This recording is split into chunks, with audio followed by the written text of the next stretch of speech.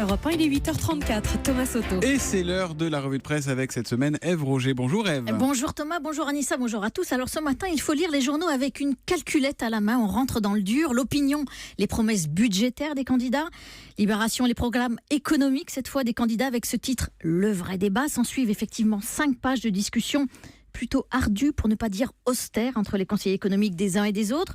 En une d'aujourd'hui en France, ce sont les fonctionnaires qu'on compte. Y en a-t-il trop ? Interroge le quotidien.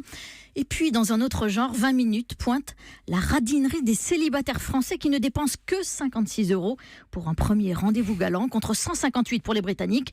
Alors, on sort le petit jeu, ricane en une, le quotidien gratuit.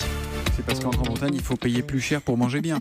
Alors Ève, on attaque tout de suite avec Roger Federer. Eh oui, j'avais envie de faire plaisir. Et puis le tennisman suisse est incontournable ce matin. Et je dois saluer l'équipe pour ce titre, la tournée du patron. Et oui, 3 tournois, 3 victoires depuis le début de la saison, à 35 ans et 7 mois. Et après 6 mois d'arrêt l'an dernier pour blessure, l'équipe ne s'en remet pas.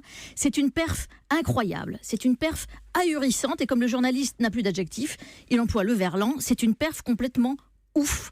Alors, pour la traduction, il faut lire la page d'à côté. Federer lui-même qui s'exclame « C'est fou, c'est incroyable, je n'en reviens pas ». Allez, on revient sur Terre avec les inquiétudes autour de l'élection présidentielle. Et oui, alors une fois n'est pas coutume, le Figaro et l'Humanité sont sur la même ligne.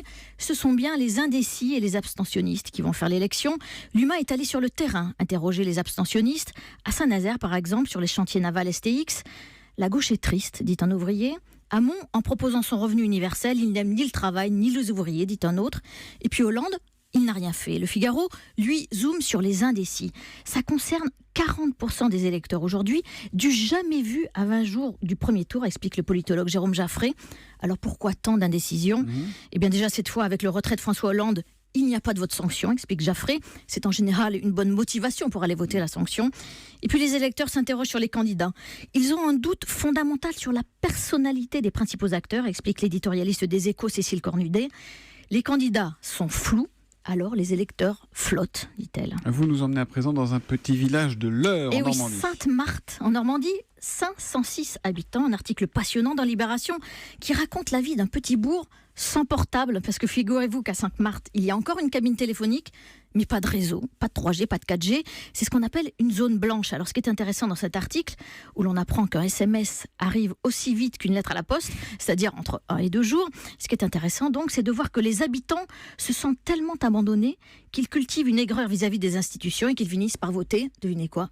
Front National. On va aux États-Unis à présent, dans l'entourage du président américain. Et oui, dans la famille Trump, je demande le gendre, Jared Kushner, 36 ans, mari d'Ivanka Trump. C'est Libé qui trace le portrait de ce conseiller très spécial, embauché par Trump à la Maison-Blanche. Libé qui voit en lui un discret gendre à tout faire, car c'est bien son côté multicarte qui inquiète. Aujourd'hui, il s'envole en Irak pour une visite officielle sur le thème de la lutte contre le terrorisme.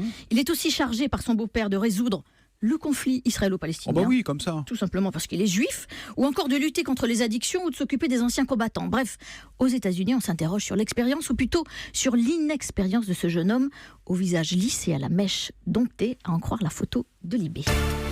On termine, Madame la Marquise, avec le syndrome du tout va très bien. Et oui, vous savez, ce sont les gens qui voient la vie tout en rose, tout le temps. C'est le Figaro Santé. Et c'est une vraie pathologie, ça peut aller très loin. Des malades, par exemple, à qui l'on annonce une maladie grave et qui entendent le contraire, parce qu'ils ont des hallucinations auditives. Alors, contrairement à ce qu'on pourrait croire, ces gens-là n'ont pas beaucoup d'amis, parce que c'est quand même compliqué de parler avec quelqu'un qui est complètement dans le déni. Mais ce matin, je me demande lequel de nos candidats pourrait être légèrement, je dis, atteint par ce syndrome du tout va bien. Emmanuel Macron, peut-être, ou alors Jean-Luc Mélenchon. Réponse le 23 avril. Absolument. Et la revue de presse qui revient demain matin avec vous, Ève Roger. À demain. À demain. Europe 1.